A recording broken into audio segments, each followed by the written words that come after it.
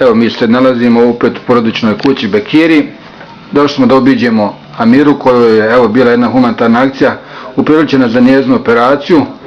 Evo Amira, prilika je da kažeš ljudima koji su učestvovali nešto u toj akciji, jesu ti pomogli, nisu, kakva je situacija? Jesu pomogli i sve je prošlo kako treba.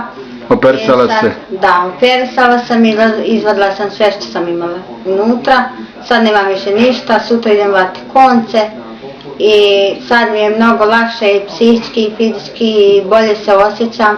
I želim da zahvalim Efendiji Muhamedu iz džemata Urije i Aldinu koji je dolazio tu, obilazio me i donosio ovdje novac za moju operaciju i svima koji su pomogli da se zahvalim od srca kogo god mogu.